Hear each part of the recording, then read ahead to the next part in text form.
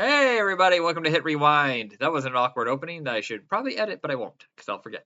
Hi Michael, and that's John. Laughing. Yeah, that's me. Oh boy. I keep telling myself I should have a notepad next to me, like they're like, hey, edit at this moment here, and then I always forget anyway, so what's the point? So we're gonna discuss some more sci-fi, otherworldly. Hey, that's the right phrase, not sci-fi, otherworldly kind of films. We're still in the 70s. What are we starting off with, John? We're going to start off with The Man Who Fell to Earth. That's not what I expected us to start off with. Holy shit. Okay. Yeah. I'll preface this first. This was the movie of the lot that I wanted to see the most. Oh, okay. I've never seen it. Okay. And I have seen it once. I was not prepared for it. I will say that. I will also admit I didn't finish it. Really? I think I had a half hour left. Okay. And I gave up. And then we had an extra week because we were going to record, I think, last week, and I could have gone back and watched it, but no. I actually think we're supposed to record 2 weeks ago, but I have been just fucking swamped. I think it was 53 hours last week. It's 50 something this week. I'm kind of beat. Yeah, it's almost a cryptic weirdo and purely 70s. This movie couldn't exist anywhere else, especially not like, oh, this was kind of successful. Yeah, well, it's like I can understand some bits because it's art. It's very arty, which also translates to pretentious as fuck. Oh well, it's Nicholas Rogue. I mean, all his movies are kind of yay. This is a little bit of a pain in the ass. He's like Ken Russell, testing the waters with weirdness and sexual perversion, and not my bag, baby. I genuinely think that in my 20s, I think I would have been all over this. Like when I had first heard about it, I should have seen it, and then I didn't. And now I'm too old to have a movie meander around like a drunken toddler. Well, I've heard that the mini series, I think it was a 3-parter maybe, with Chiwetel Ejiofor. I got it right, everybody. Give me a cookie. From a few years ago, is much more coherent and streamlined. I would hope so, because this just has transitions that make no sense. Like, I literally have my notes like, what the fuck is going on? Like, we're getting a psychotic Rip Torn fucking his student, intercut with some sort of kabuki theater or something that Bowie's watching. Yeah. And it's like, sure, I guess you could discuss a link between, like, sex and violence, or, it's like, but the problem is we have no context for what's going on, because as I recall, especially, there's no, oh, I'm going to a theater, or him going into, there's no reason why he's here, other than all of a sudden we're just, edited into this thing, and then intercut with Rip Torn and naked women. Yeah. Well, and if you haven't seen it, he's the last survivor of his family that crashes to Earth. He finds a way to make a ton of money off of, what was it, diamonds or something like that? I can't remember what it was. And then uses his fortune, to try to find a way home. And then it becomes like a cause celebre, and there's a like, he stays the same age, but everybody else is slowly aging throughout the film. So you see Candy Clark and Rip Torn as the years go on, and yeah, you gotta have patience. It is an interesting movie, but it is 70s acid midnight showing kind of as fuck. I mean, just if you're down for that, cool. And also, it's like the score, especially at the beginning, like this weird xylophone thing, like some sort of really bad bossa nova, and it really did not set the tone. And apparently, David Bowie had worked on a soundtrack for this, and it got shut down, and he basically kind of recycled a lot of that stuff into the album Blow. Oh, okay. Yeah, it's if you want to see something like this, a little more focused and coherent, I highly suggest John Sayles' 1984 film, The Brother from Another Planet. It's very good, and we'll discuss that when we get to 84. Or Starman, if you want more of a polished Hollywood version of it. Yeah, it's like, it has been done, it has been done better, but this is... David Bowie convinces me he's from another planet. Yeah. When are you ever going to see that again? God, and you better be ready for lots of sex. Lots of just random nudity. Yeah. Ding-dongs, butts, boobs, everywhere. Yeah, I was also kind of surprised at that. Like, I'm going like, oh, but it is the 70s. Yeah. Testing the limits. What is our next film? Okay, let's do the weirdest, maybe the weirdest one, and that's saying something with Man Who Fell to Earth. How about Demon Seed? Oh my God, I didn't know. I'm sorry, I didn't know. What the fuck, dude? I know. I thought, oh, Dean Koontz, Julie Christie, okay, this will be kind of legit. It's from Warner Brothers, I think. And I was like, and I think I texted you. I think 45 minutes into it, I was like, what the fuck, dude? What the fuck? What have I done? And you're like, that's what I was going to ask you. No, it's based off the Dean Koontz book that I've never read. Honestly, I thought it was just going to be like some sort of bad seed, evil child story. Yeah, exactly. And although looking at the cover art based on like when I used to work at B. Dalton, I don't know how I would have thought that because that is very obviously a camera lens. But well, I thought that it was a baby, like some sort of like it was an evil baby or something, like It's Alive. yeah. I didn't know it was going to be a horny computer that wants to implant its seed into a woman, but he's got to manipulate and do all this horrible stuff. And then there's the scene where he impregnates her, and holy shit, dude, that is trauma-inducing. Yeah, I wrote this note because this really reminds me of the Avengers comic issue 200, where Captain Marvel, well, Miss Marvel at the time, gives birth to the child of a rapist, who also ends up being the child ends up being the rapist as well, which is kind of like the story of this film, where this evil AI, manipulates this woman into conceiving itself. Are we talking old school Avengers 200? Old school Avengers. Okay, 200. Yeah. So I got the summary of that in Avengers Annual 10, the one where they introduced Rogue and she beats the shit out of the Avengers. There's a whole prologue with her working with the X-Men, and they're talking about that. I was like, I don't know what the fuck's happening. This is weird. It's like some Beyonder shit. Yeah, pretty much.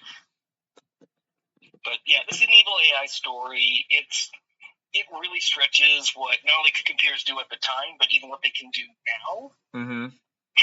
And we're 40 years in the future from this. And,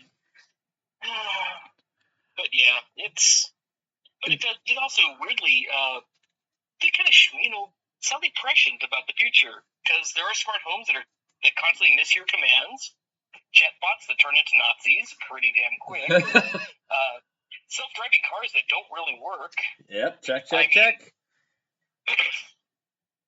It seems like an idea that probably Julie Christie just heard the concept but didn't know the script, because this seems so beneath her. Yeah, this is just. I could tell you right now, there's 30 maybe Dean Koontz adaptations through the years. There's one good one, and that was Odd Thomas, and the rest of them are fucking. They're entertaining, but they're bad. They're bad. Watchers 2 is okay, because that one's the closest to the book. I guess, but then there's like the Phantom. I mean, I watch all the Watchers. There's Phantom, the one Ben Affleck, and there's Black River, and there's Intensity. There's so many of them. Whispers in the Dark. Actually, I think the best Dean Koontz thing is High Tension, which basically is just Intensity, just done by a French guy who, I don't know if he ever read the book or not, but damn, that his movie and Intensity are basically the same movie until the twist. Yeah, I didn't realize that was from a Dean Koontz novel. We're talking the French one, right? Oh, it wasn't. Well, it wasn't, but yeah. Oh, okay. All right. Every single beat of that movie is, until its twist, is Intensity. Okay, so I cannot recommend Demon Seed, but it is fucking fascinating. It makes you uncomfortable as shit. If that was its mission, touche, you win. All right, what's the next film? All right, another weird one, Phase 4. Okay, I really need to watch these movies before we fucking discuss them. I am so sorry. I was like, all right, this seems to be well known. Here's the funny thing is, I got so bored watching the real version that I went and found the old KTMA Mystery Science Theater 3000 version from the very first season, and still boring. But at least I got some guys joking around. Oh man, I don't know. There's a couple of fun things in this, and I do actually kind of respect the macro photography, and it's so that you get all the ants and all that stuff. It goes for a while. Be patient, everybody. But yeah, it's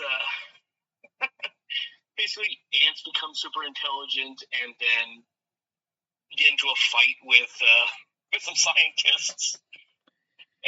Yeah, it's what is there something to do with the runes? What were those towers? And they had to blow them up, and then blowing them up seemed like it made it worse. And I don't understand what the movie was about. What I was trying to say, just survive these crazy ants.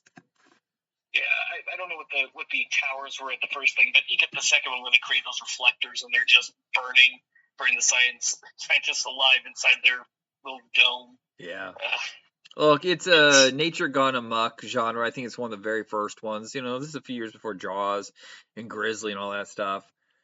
If you have the patience, it's an interesting watch, but I just got bored. Yeah, and apparently this was also the first film to show a crop circle, which was like 2 years before the phenomenon started showing up in alleged sightings of UFOs. Oh yeah.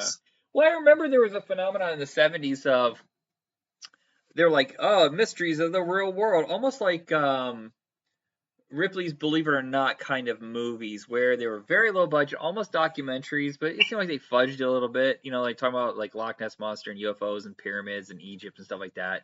And the only decade I think where you could pull this off and throw them in theaters. It was Sun Classics, I think, was the company that did them. No, I've never seen any of those, or at least not aware of. Well, we may find one just out of curiosity to find. I'll see which is the most liked one, and maybe we'll give it a shot. What is the next film? The next one is Capricorn 1. Dope. And I love Peter Hyams. But he's real hit and miss with his films. I think this is real early, like top-notch work for him. Well, it's so they're like just in the beginning. I said, so does Peter Hyams not believe we landed on the moon? And then, sure enough, no, he's really deeply, we didn't land on the moon bullshit. Yeah. Of course, this isn't during the 60s. This is now. It's about a takeoff and landing that they were never supposed to come. Oh, no. It was faked, and it goes wrong. And now they're like, well, shit, what are we going to do? Well, we're going to have to kill the guys that were the astronauts. And, well, they escaped. Oh, fuck, let's hunt them down. And then they got to expose what really happened to the world. Well, the problem is, it's like, because they got them out of the ship because they found something was wrong with it. Right, yeah.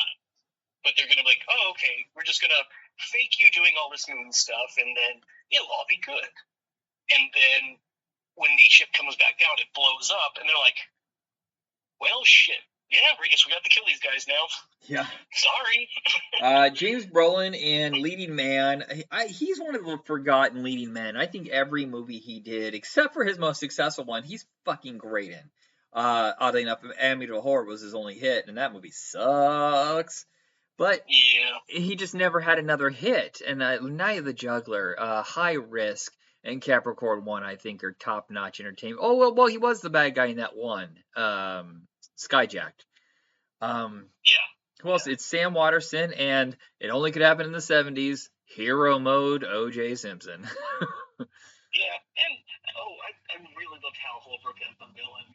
Yeah. In the very early sceneries, convincing them to fake the landing. Yeah. And it's just so nice and pleasant and stuff. And Elliot Gould's kind of doing a hand-me role. Like, he doesn't have a whole lot to do, but it's just like, hey, I worked with Peter Hyams before. Sure, whiteout. I'll show up for a couple weeks. Yeah. And, there are better ones. There are better conspiracy theory films than this, but this is pretty damn good. Yeah, especially considering it's one of the first.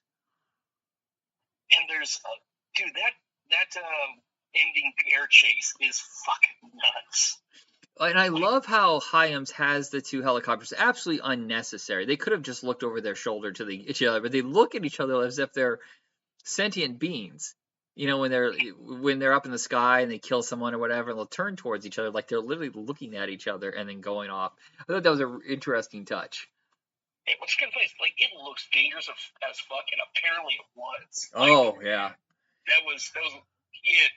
It is a hell of a chase. It's honestly, I don't dislike this film, but that plane chase is better than this movie.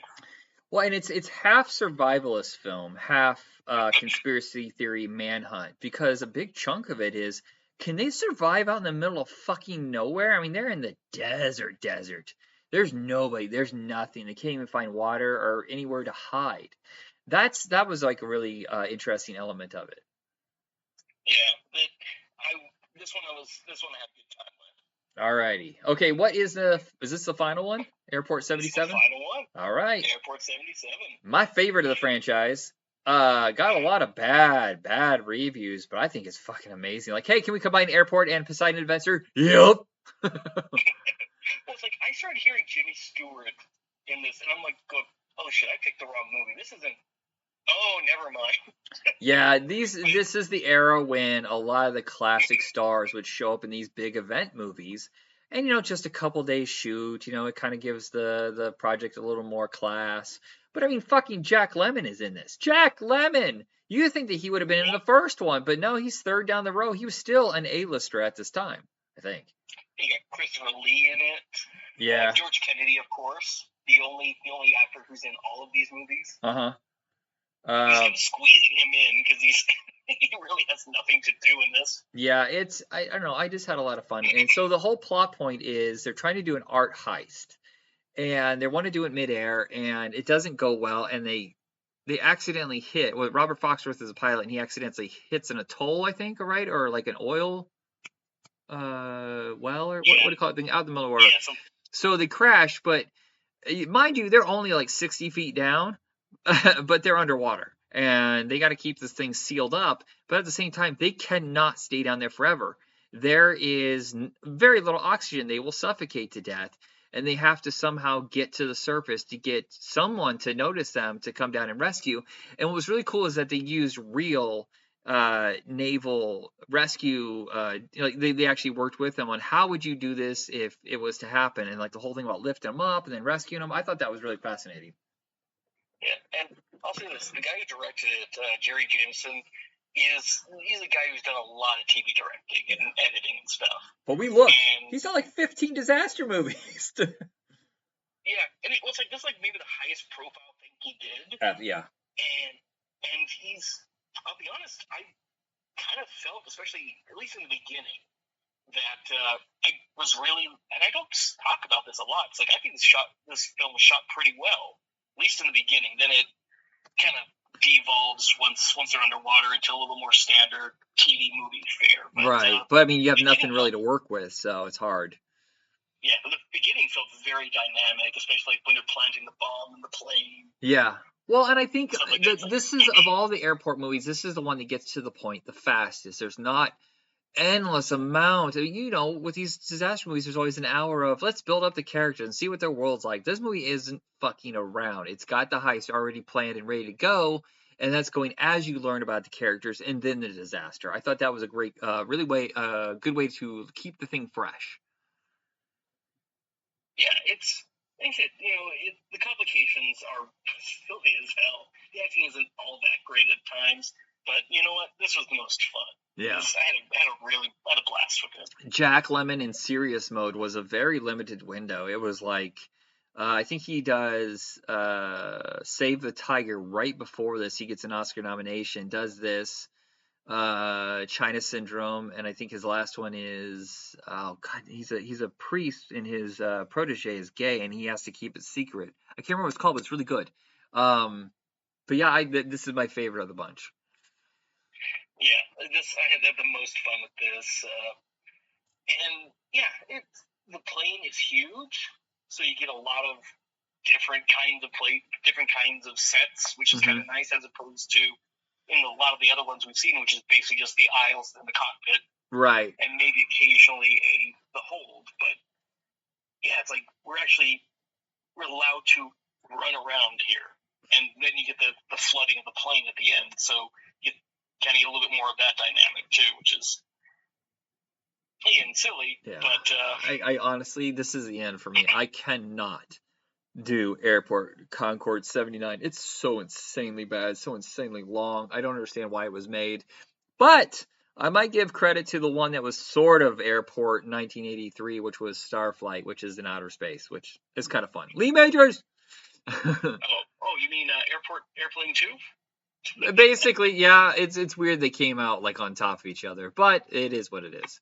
Thank you very much. This is probably the shortest episode we've ever done, but I think I'm kind of beat. All right, everybody, thank you for listening, and John, thank you.